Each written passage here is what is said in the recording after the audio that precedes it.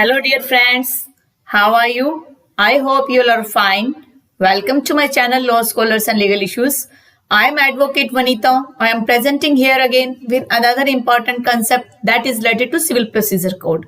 जैसे आपको अच्छी तरह से पता ही है कि मैंने जो है जुडिशरी के एग्जाम के पॉइंट ऑफ व्यू से एक क्रैश कोर्स स्टार्ट किया हुआ है।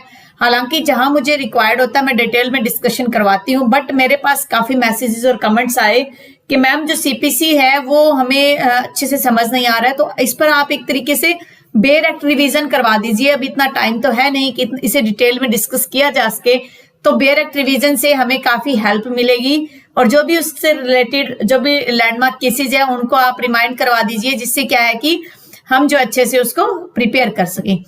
देखिए, अगर आपको पता हो या आप इस बारे में जानते हो तो जो जुडिशरी का एग्जाम होता है उसमें सिविल प्रोसीजर कोड एक इम्पोर्टेंट रोल निभाता है। अगर आप हरियाणा जुडिशरी को देखते हैं या आप राजस्थान जुडिशरी को देखते हैं, एमपी, झारखंड, कहीं का भी जुडिशरी एग्जाम ले लीजिए, सिविल प्रोसीजर कोड से काफी अच्छी मात्रा में क्वेश्चंस पूछे जाते हैं और वो क्वेश्चन मोस्टली आप ये कह सकते हो कि इजी ही होते हैं। ऐसा नहीं है कि उसमें मुश्किल क्वेश्चन होते हैं। मान लीजिए 100 क्वेश्चन पूछे गए हैं सीपीसी में से, और सीपीसी में से 100 में से आप मान के चलिए 70 क्वेश्चन जो है वो डायरेक्ट बेयर एक्ट से पूछे जाते हैं। हम क्या करते हैं, बेयर एक्ट को लाइटली लेते हैं और उसको इतना डिटेल में डिस्कस नहीं करते। जब हम बेयर एक्ट को डिटेल में डिस्कस नहीं करते हैं तो फिर हमें कंफ्यूजन तो क्रिएट होता ही है। तो जो सेक्शन वाइज जो है क्वेश्चन पूछे जाते हैं, ऑर्डर वाइज क्वेश्चन पूछे जाते हैं कि पर्टिकुलर प्लीडिंग कौन से ऑर्डर में है, प्लेंट कौन से ऑर्डर में है, या रिटन स्टेटमेंट कौन से ऑर्डर में है, ऐसे क्वेश्चन घुमा के भी पूछ लिए जाते हैं। ऑर्डर के अंदर आगे जो रूल्स होता है, तो इस तरीके से ये एक बहुत ही ज्यादा स्कोरिंग सब्जेक्ट आप कह सकते हो। अगर आप इसको थोड़ा सा माइंड से ये निकाल दो ना कि एक टफ सब्जेक्ट, अगर आपको इजी मान के चलो तो ये इतना इजी सब्जेक्ट है कि इसमें सबसे ज्यादा जो है मार्क्स आप गेन कर सकते हो, किसी प्रकार का इश्यू आपको नहीं होने वाला।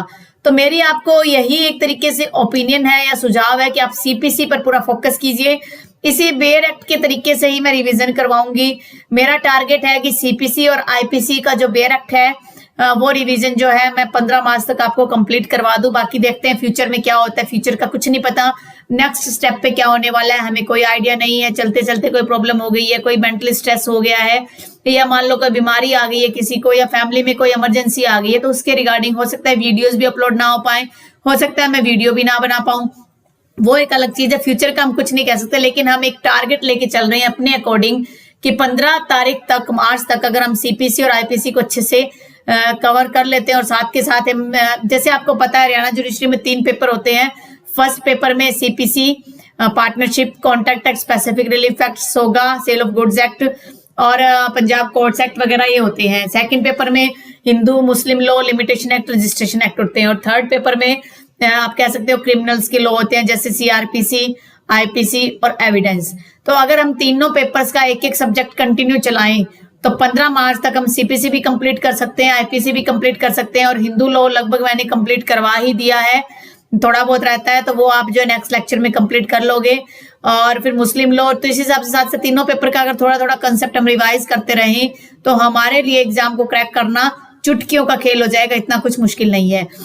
अगर पिछला पेपर देखते हो हरियाणा जुडिशरी का, तो 20 से 21 क्वेश्चन जो है वो सीपीसी से आए हुए हैं। तो सीपीसी एक इम्पोर्टेंट कंसेप्ट है और इसे हमें डिटेल में करना भी पड़ेगा, क्योंकि बिना इसे करे हुए अगर आप एग्जाम क्रैक करना चाहो तो आप नहीं कर सकते।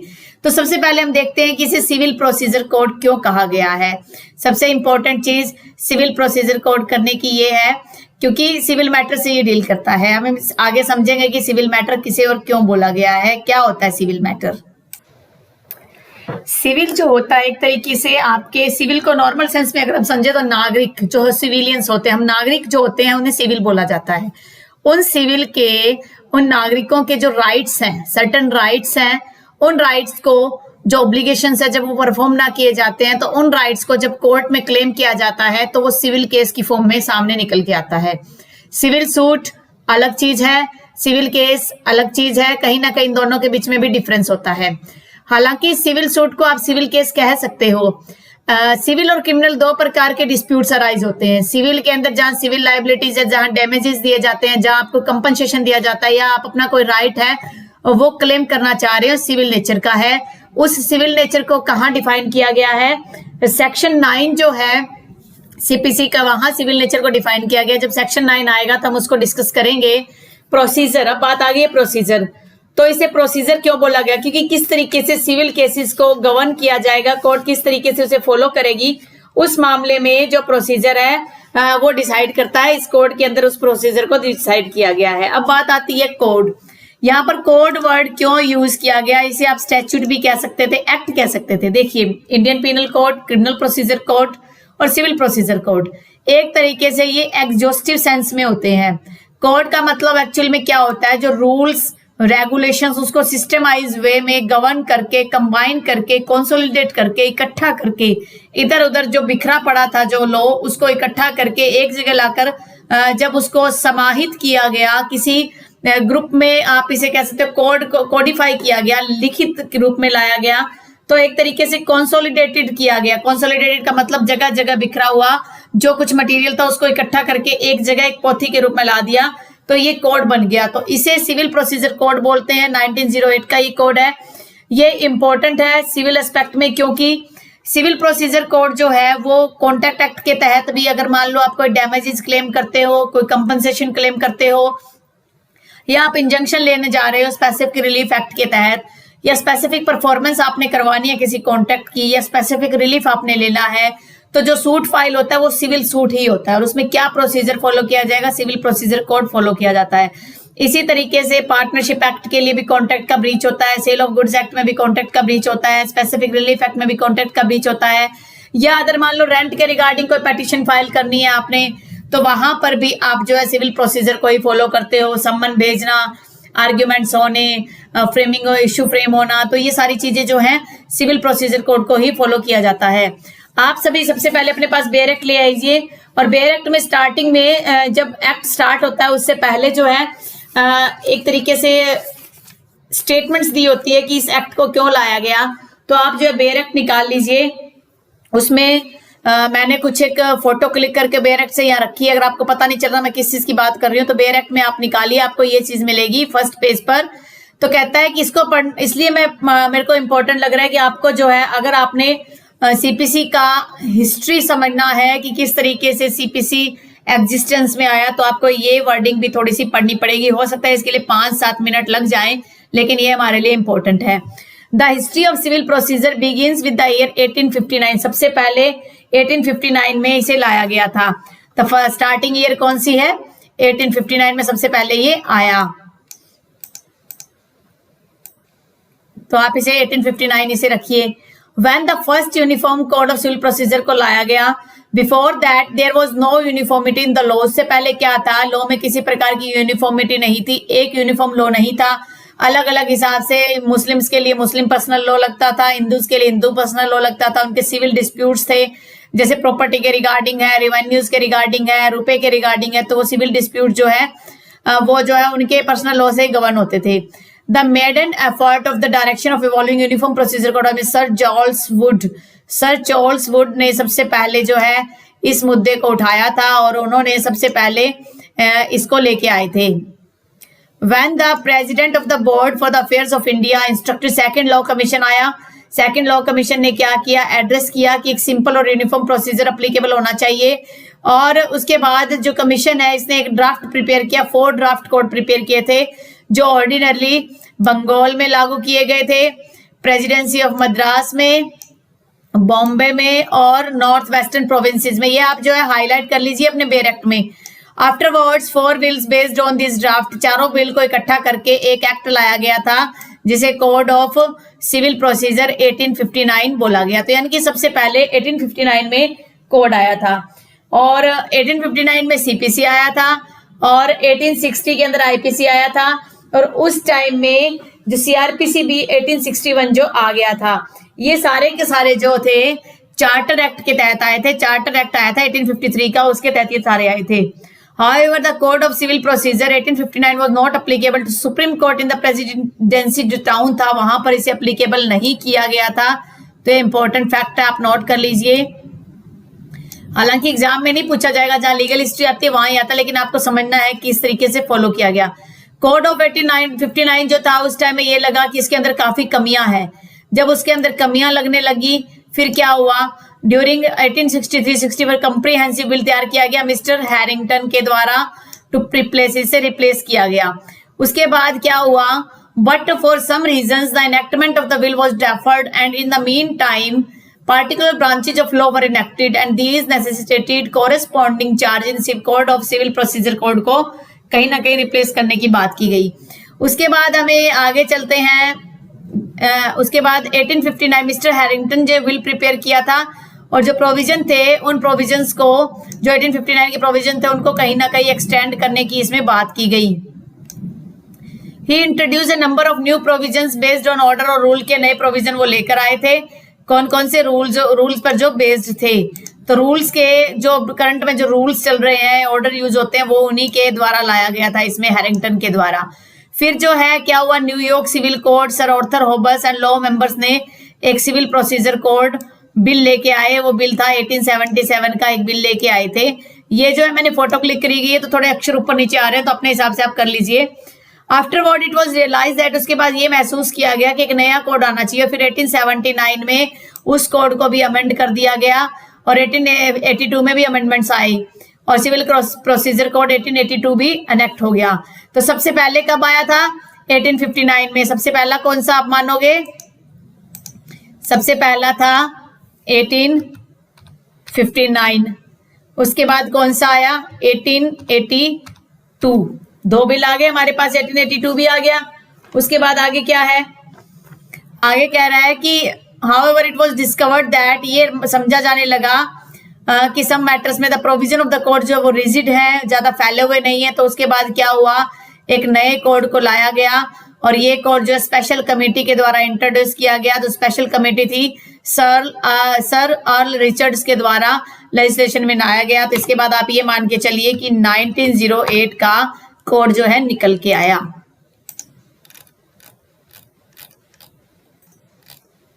ठीक है, 1908 का ये कोड आ गया था। इसे आप यहां से ड्रैग कर लेते हैं।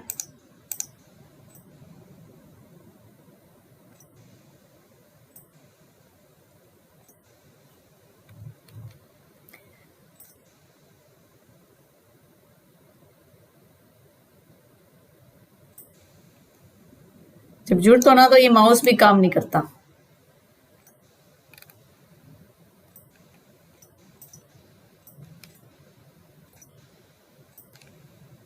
इसी पेज पे रहेगा क्योंकि ये नेक्स्ट पेज स्टार्ट हो गया।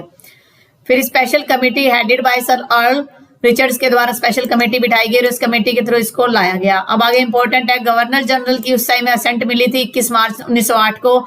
ये वैसे एग्जाम के लिए इंपॉर्टेंट नहीं होता, लेकिन कई बार एग्जाम में पूछ लिया जाता है। राजस्थान और एमपी जैसे एग्जाम में civil procedure code act number था 5, तो आप ये माइंड में रखिए कि एक्ट नंबर 5 था ये।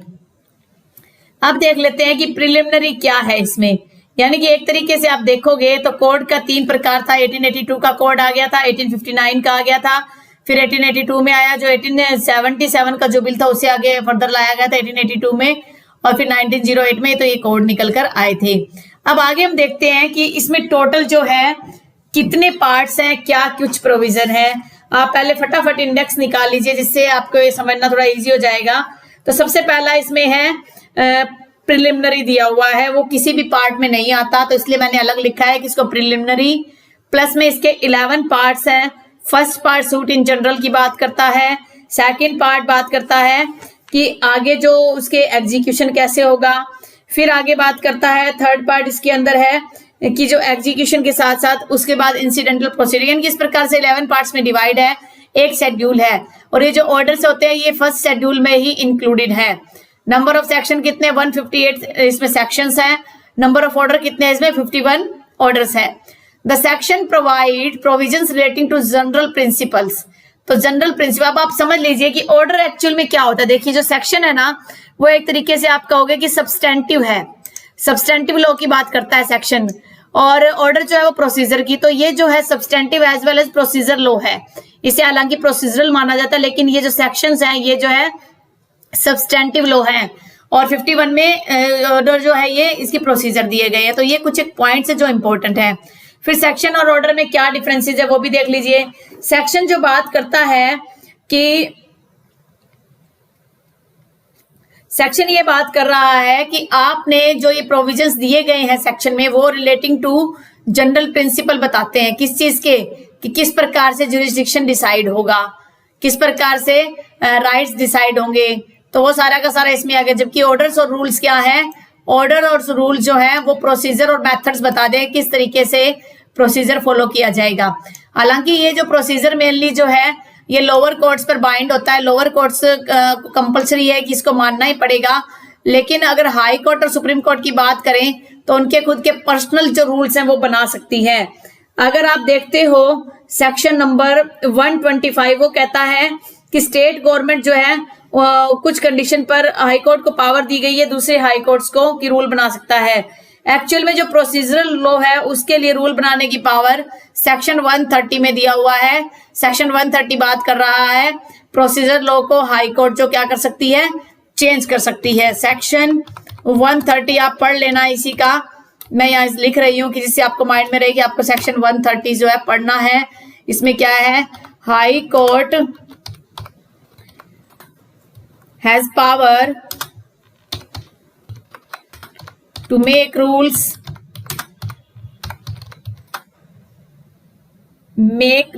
with respect to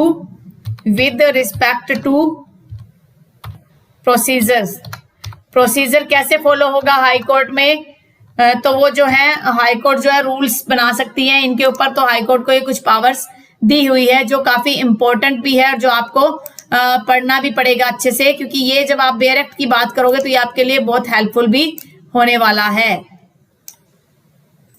ठीक है, आप देख लेना बेयर एक्ट खोल के। फिर कह रहा है कि कब आया था ये मैंने आपको बताया कि मार्च में 21 मार्च शायद डेट थी उस दिन, तो इसको असेंट मिली थी गवर्नर की। जो गवर्नर की असेंट होती है और जो एनफोर्समेंट डेट होती है बहुत ज्यादा डिफरेंस होता है, क्योंकि जो एनफोर्समेंट डेट है उससे क्या है कि पूरे के पूरे कंट्री में वो अब अप्लीकेबल हो जाएगा, उसको एनफोर्स किया जा रहा है। तो इसकी एनफोर्समेंट डेट जो है वो है 1 जनवरी 1909, तो ये इसकी एनफोर्समेंट डेट है। और असेंट मिली थी 21 मार्च 1908 को। फिर कह रहे हैं extend to whole of India में एक्सटेंड कर रहा है except the state of Nagaland और ट्राइबल एरियाज को छोड़कर। जो पहली चीज है कि जो डिस्प्यूट्स हैं, अगर मान लो कोई सीपीसी के तहत गवर्न होगा तो सबसे पहले इंपॉर्टेंट चीज disputes must be of civil nature, dispute जो है सिविल नेचर का होना चाहिए। तो ये सीपीसी बात करता है कि जो भी डिस्प्यूट्स हैं वो आपके सिविल नेचर के होने चाहिए, सिविल नेचर के अलावा किसी प्रकार के डिस्प्यूट्स की ये बात नहीं करता। इसके बाद हम आ जाते हैं प्रियम्बल पर। आप फटाफट बेयर एक्ट से अपनी प्रियम्बल निकाल लीजिए।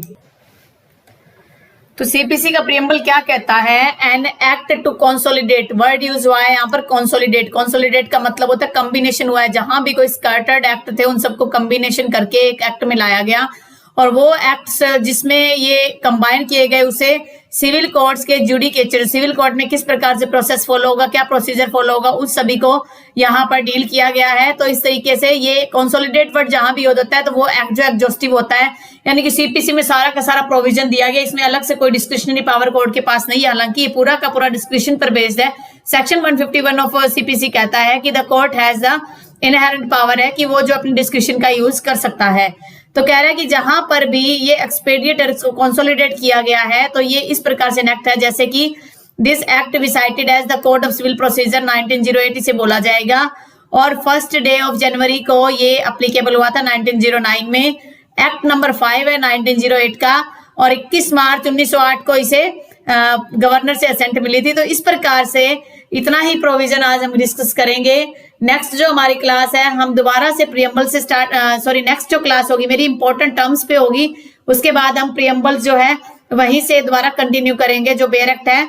और उसके बाद जो है हम आगे धीरे धीरे जितना भी हो सकता है, मुझे लगेगा कि आपके लिए जितना टाइम का लेक्चर इंपॉर्टेंट उतना ही मैं डिस्कस करूंगी। कि डेली का मान लो 3 लेक्चर अगर डेली के आते हो आपके, मान लीजिए कि सीपीसी का 1 लेक्चर आ रहा है, 1 लेक्चर आपका आईपीसी का आ रहा है और 1 लेक्चर आपका हिंदू लॉ से या मुस्लिम लॉ से आ रहा है, तो 20-20 मिनट के 3 लेक्चर यानी कि 1 आवर के 3 लेक्चर हो जाएंगे, जो आपके लिए करना भी इजी हो जाएगा और आप उसके साथ साथ रिवाइज भी कर सकते हैं। ज्यादा लेंथी लेक्चर हो जाएगा, अगर 1-1 घंटे की मैं 3 लेक्चर बना देती हूँ तो 3 घंटे तो आप उसमें ही वेस्ट हो जाओ, आप सोचो कि छोड़ना पड़े कौन इस वीडियो को देखे।